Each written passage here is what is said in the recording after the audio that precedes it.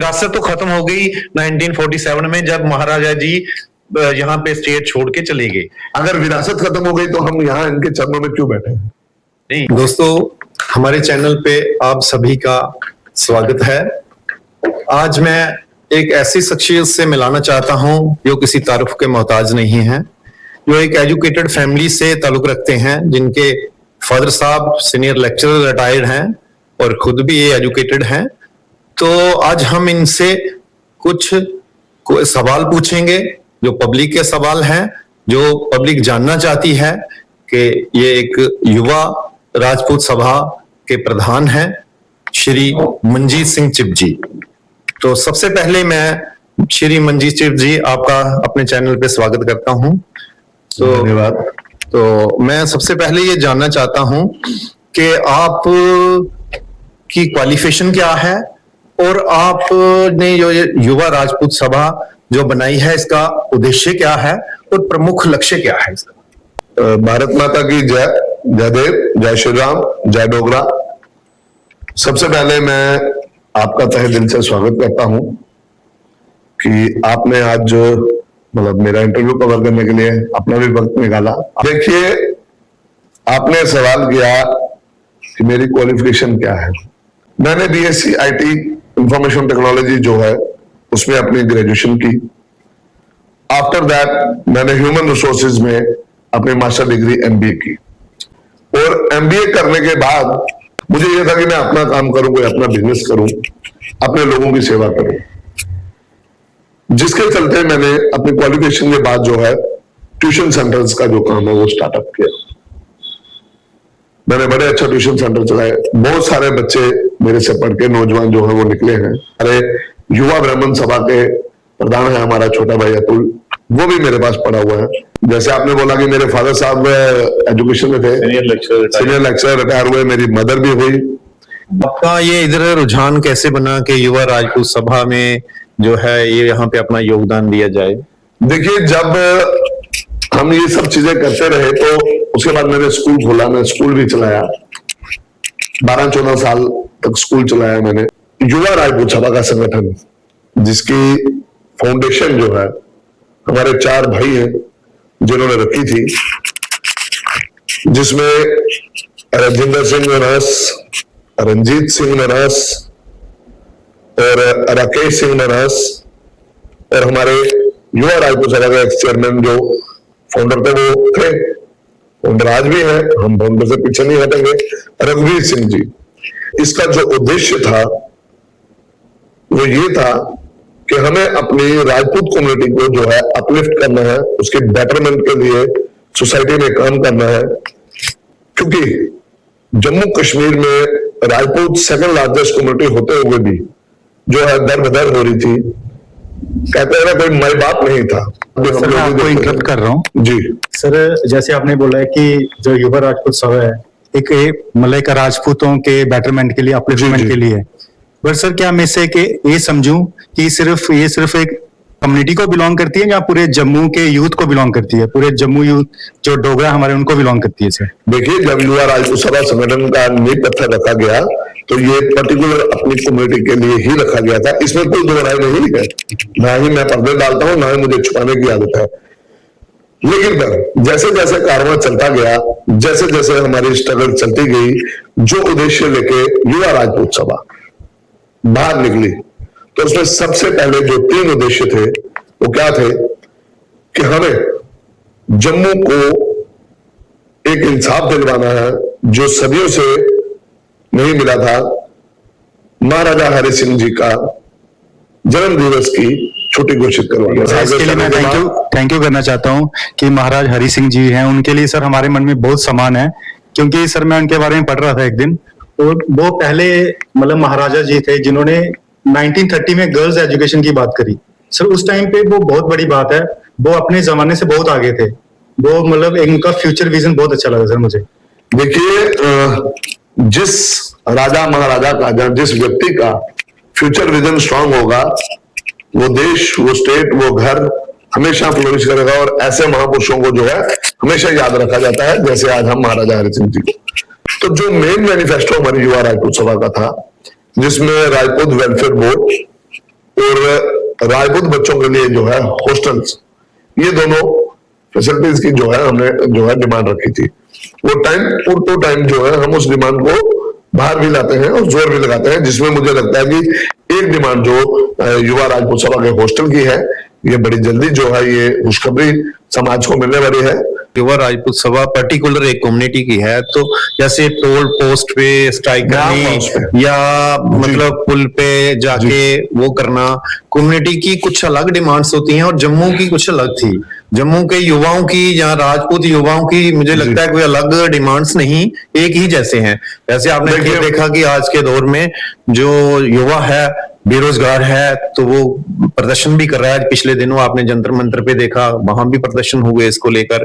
तो क्या आप चाहेंगे कि जम्मू की आवाज जो है वो आप बुलंद करें सभी कम्युनिटीज के लिए, सभी पूरी डोगरा कम्युनिटी के लिए, या सिर्फ एक पर्टिकुलरली आप जैसे कम्युनिटी को लेकर चल रहे हैं? देखिए, जब बात चल रही थी महाराजा साहब की छुट्टी के लेके, तो मैंने पहले बताया कि हमारा संगठन टोटली और प्योरली राजपूत कम्युनिटी के लिए जो है एस्टेब्लिशमेंट हुई थी। लेकिन पर ऐसा कोई नियम नहीं होता, ऐसा कोई कानून नहीं है, ऐसी कोई संस्था नहीं है जिसमें amendments and changings time to time ना होती हो।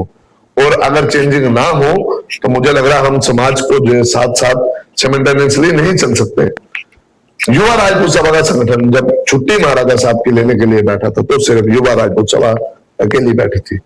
लेकिन जब हम लोग बैठ के भूख हड़ताल पर बैठे तो कारवां इतना तेजी से चलने लगा, इतने प्यार मोहब्बत से चलने लगा कि जम्मू का हर एक डोगरा, जम्मू की हर एक डोगर संस्था, चाहे कास्ट एंड क्रीड को छोड़ के महाजन सभा, ब्राह्मण सभा, शेड्यूल कास्टों की जो सभाएं थी, हमारे भाई माशा सभा, भगत सभा, इन सब लोगों ने जो है chamber of commerce, bar association, transporters, एक संगठन जो है उन्होंने हमारा साथ दिया और महाराजा साहब का सम्मान दिलवाने में हमारा योगदान। तो इसलिए हम हमेशा वो जो श्रेय है पूरे जम्मू के डोगर वासियों को देते हैं। क्या आपने कभी कोशिश की कि जितनी भी और सभाएं हैं, जैसे ब्राह्मण सभा है, जहाँ महाजन सभा है, जाट सभा है और हरिजन सभा है, रविदास जी की सभा है, तो क्या आपने कहा कि कोई एक आपने जॉइंट प्लेटफॉर्म बनाने की, जॉइंट एक्शन कमेटी बनाने की कोई ऐसी कोशिश साइड से हुई?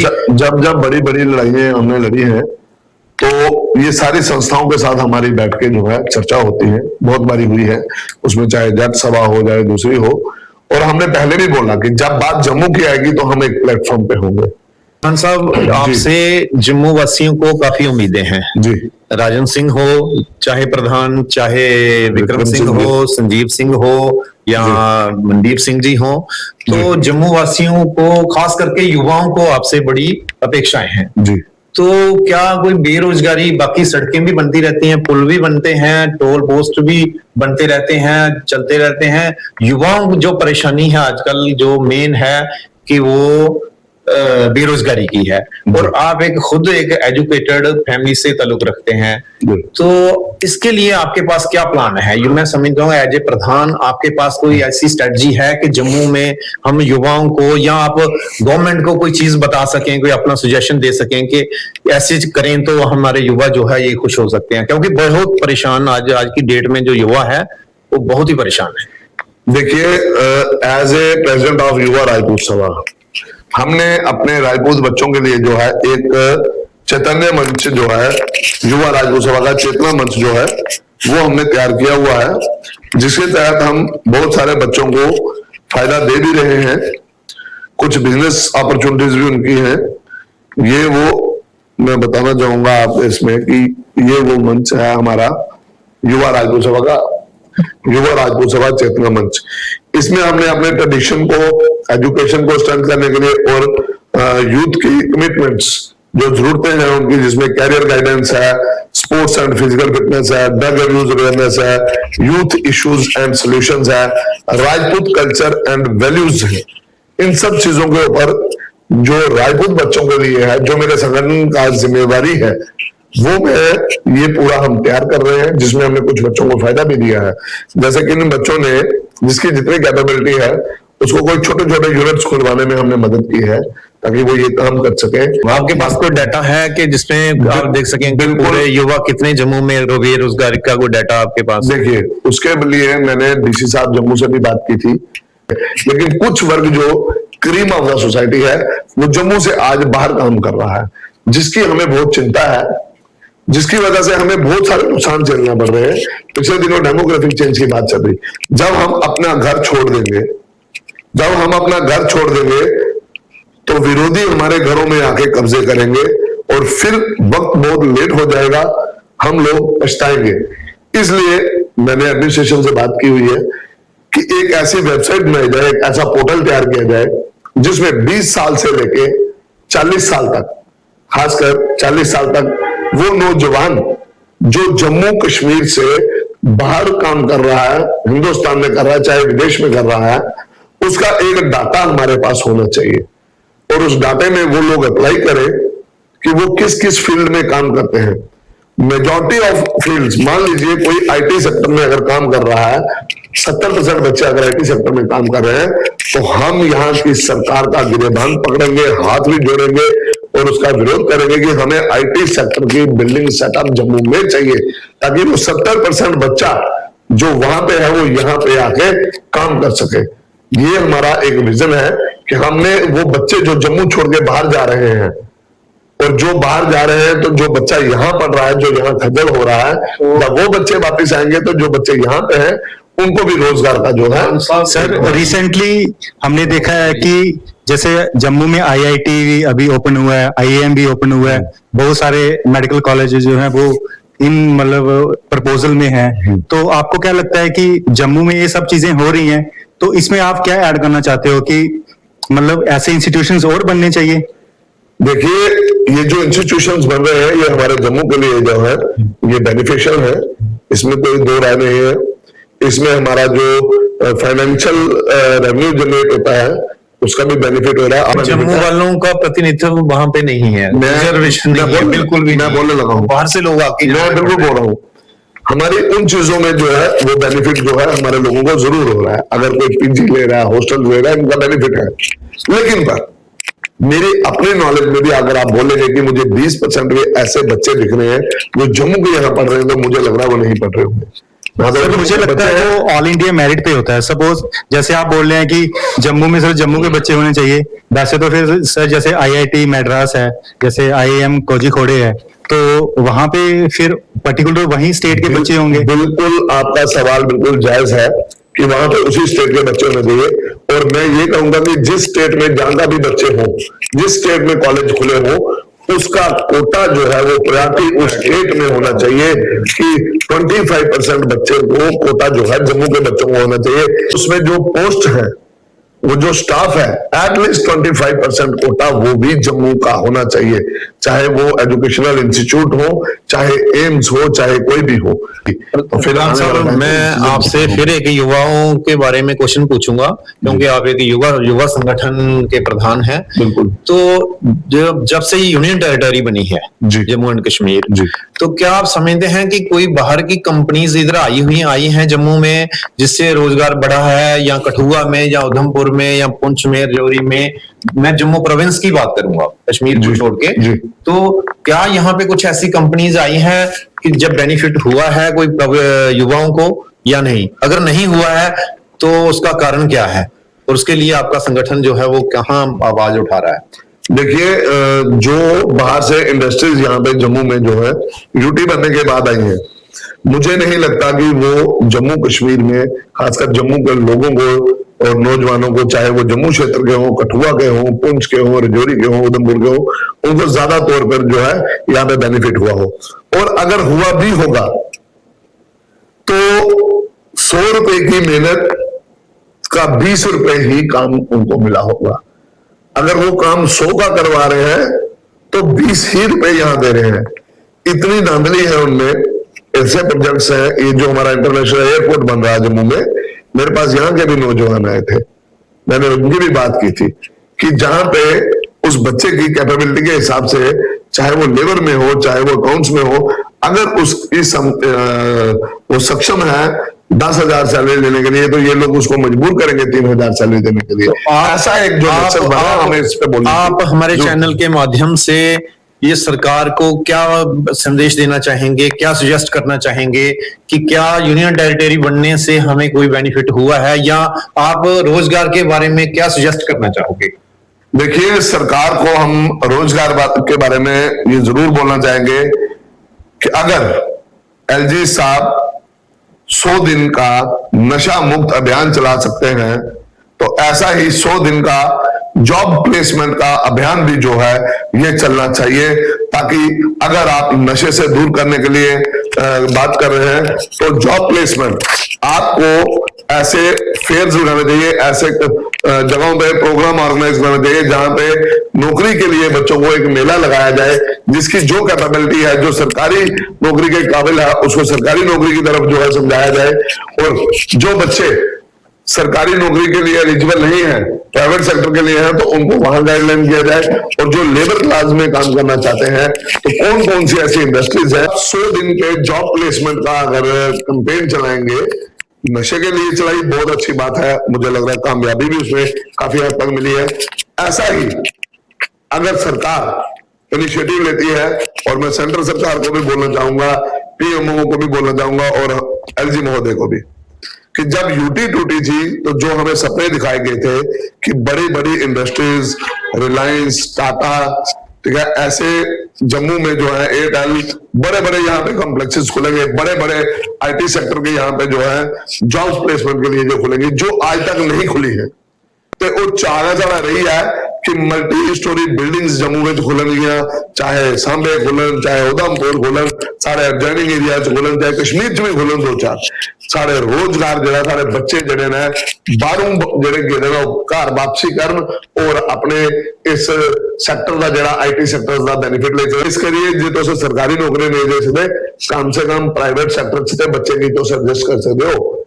इस करिए सारी ये उम्मीद है कि जे आने वाले दिनों में ये जो बड़े बड़े सेक्टर्स है, जे इन्हें अपने जम्मू में रोजगार नहीं दिता, तो फिर इदा विरोध जड़ा है युवा राजपूत सभा जड़ा दमखम करना कारण, क्योंकि बच्चे का ना इंसाफी नहीं होने नहीं, जे असे अपने बच्चे खज्जल कर उड़े, तो समझ लो जम्मू कश्मीर आने वाले टाइम से इतिहास विचों खत्म हो जाएगा। प्रधान साहब, आज युवाओं का जो मेन मकसद है, वो जो मेन डिमांड है, उनकी डिमांड कोई सड़क नहीं है, उनकी डिमांड पानी नहीं है, उनकी डिमांड और कुछ नहीं है, उनकी डिमांड है रोजगार। और चाहे वो कश्मीर का युवा है, चाहे वो लद्दाख का है, चाहे वो जम्मू का है, बिल्कुल। तो वो जम्मू के आपके संगठन की तरफ भी लोग अट्रैक्ट इसीलिए हो रहे हैं कि युवाओं की बात करते हैं। जी, तो युवाओं की अगर आप ये बात, जैसे आपने बोला है सरकार को कि अगर आप नहीं इधर इंडस्ट्री इंस्टॉल करेंगे या नहीं आप रोजगार देंगे, तो हम उसके लिए एक बहुत बड़ा आंदोलन करेंगे। तो ये मैंने सोचता हूं कि मेरे जो युवा साथी हैं ये सभी सुन रहे हैं। तो आपको प्रधान साहब की बात कैसी लगी, कैसा आपको ये हमारा जो पॉडकास्ट लगा, तो ये भी आप जरूर हमारे चैनल पे बताएंगे। तो मेरे साथ मेरे जो सहयोगी हैं, एयरफोर्स से रिटायर्ड हैं हमारे श्री पंकज कुमार शर्मा जी, तो ये भी अब अपने जो सवाल हैं वो रखेंगे। सर, मेरा क्वेश्चन है कि जैसे युवा राजपूत सभा में जैसे बाइफरकेशन हुआ, तो आपको क्या लगता है आइडियोलॉजिकल डिफेंसेस हैं या कुछ पावर को लेके, आई मीन टू से कि जैसे लीडरशिप को लेके कोई डिफेंसेस हैं? क्योंकि पब्लिक इसको ऐसे क्रिटिसिज्म की तरह देखती है कि जैसे आप जम्मू के युवाओं की बात करते हैं कि बोले एक जो ऑर्गेनाइजेशन है वो ही अगर सपोज एक साथ नहीं है, तो आगे पब्लिक कैसे विश्वास करेगी? आप किस तरह से देखते हैं इसको? देखिए, युवा राजपूत सभा का जो संगठन है, मैंने पहले भी बहुत बार बोला, आज आपके माध्यम से बोलता हूं, युवा राजपूत सभा एक है, एक थी, एक रहेगी। जो युवा राजपूत सभा से लोग बाहर गए हैं, वो युवा राजपूत सभा ने नहीं निकाले हैं, वो अपनी मर्जी से गए हैं। वो क्यों गए हैं, उसका क्या कारण है, अगर आप चाहते हैं तो मैं उस पर भी विस्तार पूर्वक बता सकता हूं। श्योर सर, हम सुनना चाहेंगे। युवा राजपूत सभा का संगठन जो था, वो अपने आइडियोलॉजी पे, अपने जो एस्टेब्लिशमेंट के टाइम पे नियम हमने फाइनल किए थे, जो हमारा बायलॉज थे, हम उसके ऊपर काम करते थे। कुछ इक्का दुक्का लोग जिनको हमारा काम करने का तरीका पसंद नहीं था, डोगरी चबड़ आदे चिल चुकी करना, वो हमें पसंद नहीं थी। हम हमेशा जो बात हमारे सभा के खिलाफ हो, हमारे नियमों के खिलाफ हो, हमारे संगठन के खिलाफ हो, हम उसका विरोध करते थे। हम उन सरकारों का गिरेबान पकड़ते थे, चाहे वो भाजपा हो, चाहे वो एनसी हो, चाहे वो कांग्रेस हो, पीडीपी हो, कोई भी पॉलिटिकल पार्टी हो। लेकिन कुछ लोग जो एक साइड हुए, उसमें कुछ दो चार चेहरे ऐसे हैं जिनका मैं नाम नहीं लेना चाहूंगा, क्योंकि भाइयों को बदनाम भी नहीं करना चाहिए। उनकी मानसिकता ये थी कि ये जो चेहरा आज मनदीप सिंह प्रधान बना है, ये हमारे कहने पे नहीं चलेगा, हम जैसा चलाना चाहेंगे वैसा नहीं चलेगा। तो वो जो बात उनको खटकती थी, उसकी वो जो चिंगारी उन्होंने लगाई, जिन्होंने पूरी युवा राजपूत सभा का बेड़ा गर्क कर दिया, वो कुछ लोग थे जो आज भी मौजूद हैं, जो आज भी किसी पॉलिटिकल पार्टी में आपको पता होगा कि वहां पे नाच रहे हैं, वहां पे काम कर रहे हैं। ये उन लोगों की मानसिकता थी। हमारा फाउंडर मेंबर जो है वो विशेष तौर पर एक पॉलिटिकल पार्टी के साथ जो है जनरल सेक्रेटरी की पोस्ट पे है। तो मैंने बहुत बार बोला कि अगर वो इंसान युवा राजपूत सभा के संगठन का हिस्सा होने के बाद उस पॉलिटिकल पार्टी का हिस्सा बना है तो हम उसका विरोध करेंगे। लेकिन अगर वो आदमी संगठन बनने से 15 साल पहले उस पार्टी में था, उसके बावजूद भी उसने ये संगठन बनाया अपनी कम्युनिटी को, तो हम उसकी खिलाफत नहीं कर सकते। और ना ही आज तक उस इंसान ने कभी अपनी पॉलिटिकल पार्टी को यहां लाया, और ना ही कभी हमने उसकी बात सुनी, क्योंकि हमने उनका भी बड़े बार गिरेबान पकड़ा है।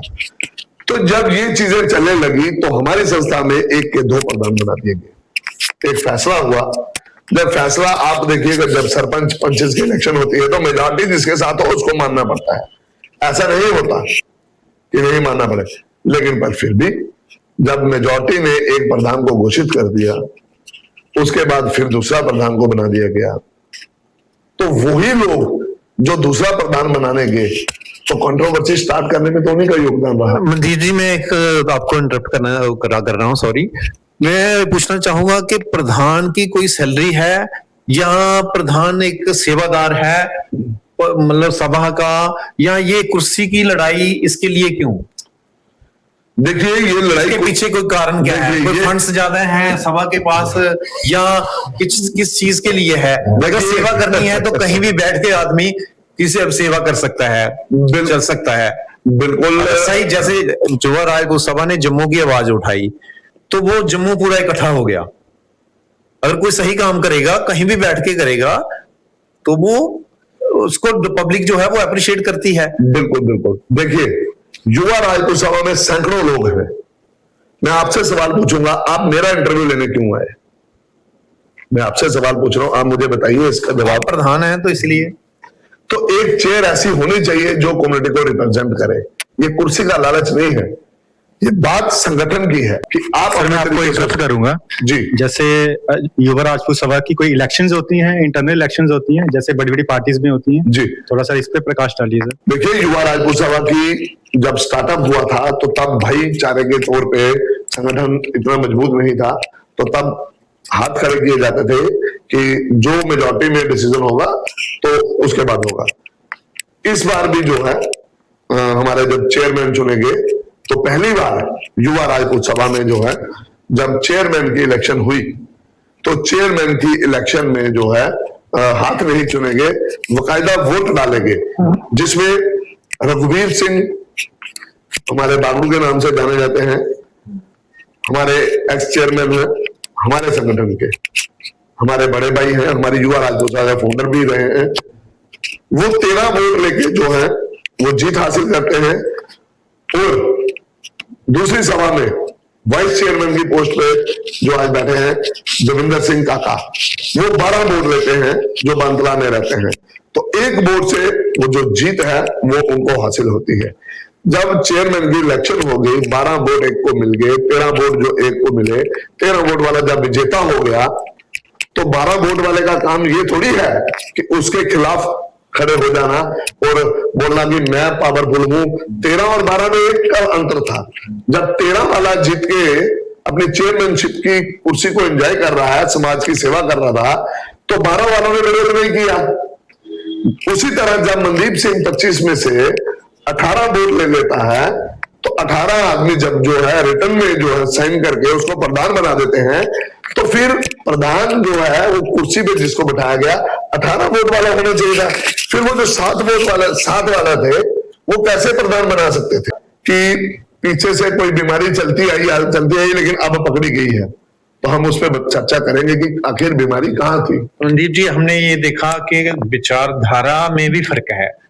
जैसे पिछले दिनों उन्होंने कहा कि जम्मू अलग स्टेट होनी चाहिए, जी दिलावर सिंह मनहास जी ने। जी, तो आपका इस पे क्या कहना है, क्या विचार है आपका इसमें? देखिए, जो चीज हमें हमारे जम्मू कश्मीर को विरासत में मिली है, तो हम अपनी विरासत तो किसी भी कीमत पे नहीं देंगे।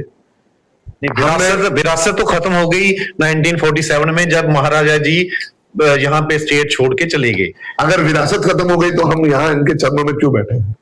नहीं, जब डेमोक्रेसी आई, तो डेमोक्रेसी में पब्लिक का, जम्मू की जो पब्लिक है उसका कहना है कि एक्सप्लॉयटेशन हुई है जम्मू की इन 70 सालों में कश्मीरी हुक्मरानों के द्वारा। ऐसा कहा जाता है। इसका मतलब ये है साफ हाँ जी, कि जम्मू के लोग भी कमजोर हैं, जम्मू के सियासतदान भी कमजोर हैं। इनकी बाजुओं में इतना दम नहीं है कि ये अपना हक ले सके, ये अपने राइट्स के लिए फाइट कर सके। डेमोक्रेसी में तो हक है सीटों के द्वारा, असेंबली के द्वारा, जो एक डेमोक्रेसी का मंदिर है। तो वहां पे जो है वो आज तक 70 सालों में हमने नहीं देखा है। जैसे आज भी हम देखते हैं, तो आज सेंटर में भी सरकार है और जम्मू का भी एक पार्टी को पूरा समर्थन है, जम्मू की तरफ से। जब जम्मू कश्मीर तो फिर भी जम्मू में जो है वो पॉलिटिकल अनसर्टनिटी रहती है। यहाँ पे पावर्स का वो खेल रहता है। जम्मू के मतलब जो के साथ भेदभाव का जो मसला है वो लोग कहते रहते हैं। तो आपका ये कहना है कि स्टेट को अगर हम लद्दाख भी है, फिर पीओके भी है, फिर तिब्बत का एरिया भी है, अक्साई चीन का एरिया भी है जो पाकिस्तान के पास है, छंब का एरिया जो 71 में जो दे दिया पाकिस्तान को, जबकि हमारी जो आर्मी थी उन्होंने एडवांस किया था सियालकोट डिस्ट्रिक्ट में, तो वो एरिया छोड़ दिया। छंब का अपना एरिया भी दे दिया इन्होंने। हमारी जो सेनाओं ने पराक्रम दिखाया। जम्मू को जो है वो समझने के लिए किसी के ने भी आज तक वो नहीं दिखाई है अपनी रुचि, ना दिल्ली वालों ने दिखाई है, ना कश्मीरी हुक्मरानों ने दिखाई है। तो आप किस विरासत की बात कर रहे हैं? देखिए, कमजोरी कहाँ है? फिर कमजोरी किसकी है? कमजोरी लीडरशिप की है ना।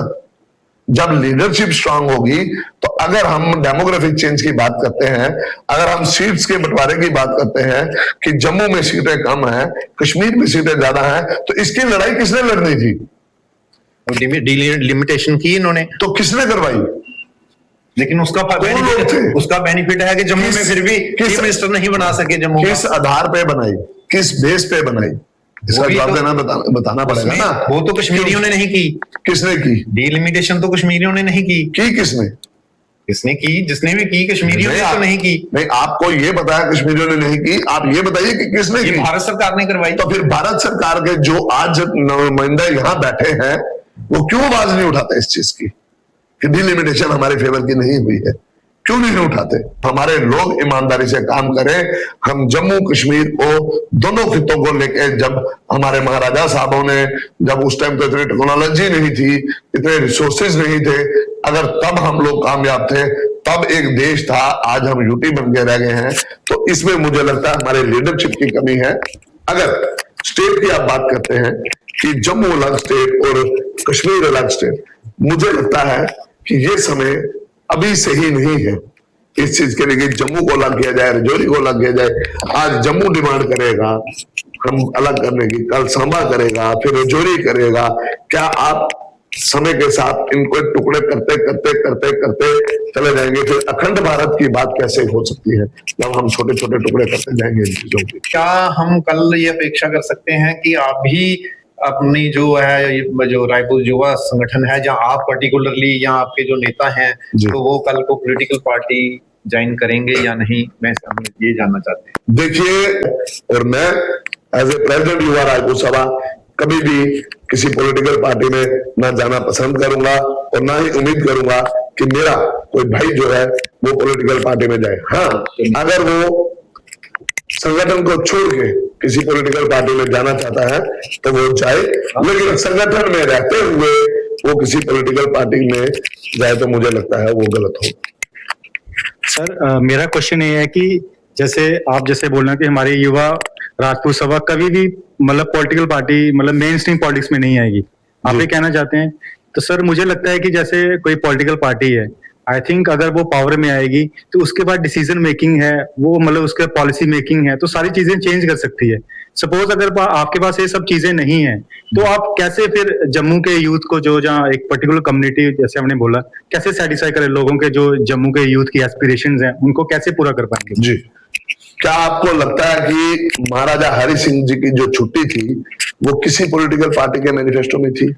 फिर वो युवा राजपूत सभा नॉन पॉलिटिकल पार्टी थी, उसको कैसे मंजूर करवा सकती थी और कैसे करवाई, आप बताइए।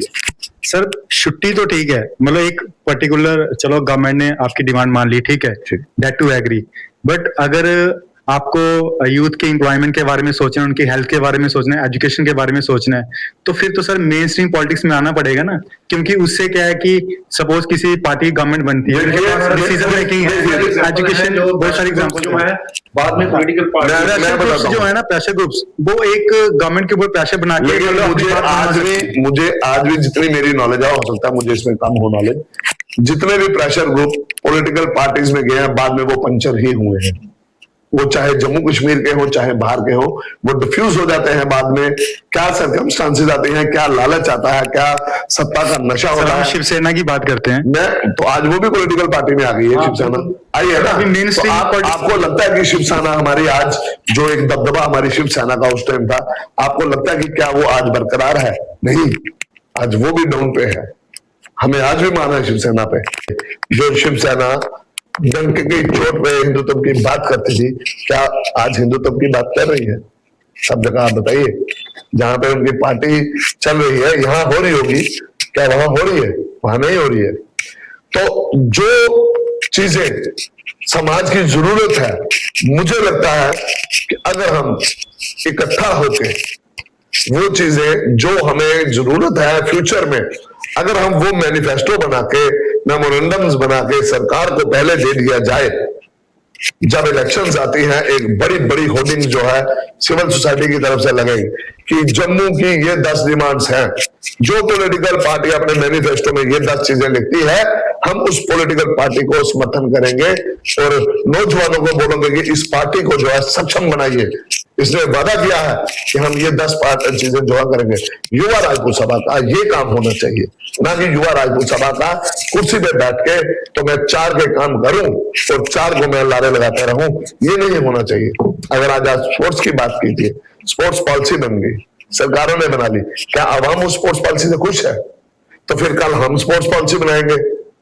अगर मैं मंत्री हूं, मैं स्पोर्ट्स पॉलिसी बनाता हूं, आप खुश, आप नाराज। तो युवा राजपूत सभा ने आवाज उठाई थी, हमने हंगर स्ट्राइक स्टार्ट की और उसके बाद हमने टाइम दिया हुआ उनको। टाइम जिस टाइम में उन्होंने हमें जवाब देना था, उन्होंने पहली पौड़ी जो है वो चढ़ ली है। 50 लाख रुपया राकेश जी को, शीतल देवी को और 500 प्लस बच्चों को जो उनके अवार्ड्स मिले हैं, तो वो हमारी जीत है। वो पहला स्टेप चला है। उसके बाद अगर 2-4-5 दिन में वो और कोई ऑर्डर नहीं देते जॉब्स का, तो हम फिर से संघर्ष वैसा ही करेंगे। दोस्तों, आपने देखा, अभी हमने बातचीत की युवा राजपूत सभा के प्रधान श्री मनदीप सिंह चिब जी से। तो इसी तरह अगली कड़ी में भी हम आपसे मिलाएंगे, श्री दिलावर सिंह मनहास जी से भी मिलाएंगे और दूसरे संगठन जो जम्मू के लिए काम कर रहे हैं, हम उनसे भी आपको मिलाएंगे। जो और आपके मन में अगर कोई क्वेश्चन है तो आप कमेंट्स में लिख सकते हैं। हम दोबारा इनसे टाइम लेंगे, हम पूरी टीम के साथ मिलेंगे, जिसमें राजन सिंह जी भी होंगे, विक्रम सिंह जी भी होंगे और दूसरे बड़े नेता जो युवा राजपूत सभा के हैं वो भी, उनसे भी करेंगे। और हमने कोशिश की है कि सभी क्वेश्चन जो है वो थोड़े थोड़े टच किए जाएं, तो एक पॉजिटिव जो पॉडकास्ट है वो बनाया जाए। तो अगर मुझे लगता है कि अगर आपको पसंद आया है तो आप लाइक और सब्सक्राइब करें। तो इसके साथ हम धन्यवाद करते हैं प्रधान साहब का कि आपने हमें अपना जो कीमती समय है वो दिया। तो मेरे साथ ये पंकज कुमार शर्मा जी भी हैं। नमस्कार, जय हिंद, जय भारत। जय हिंद।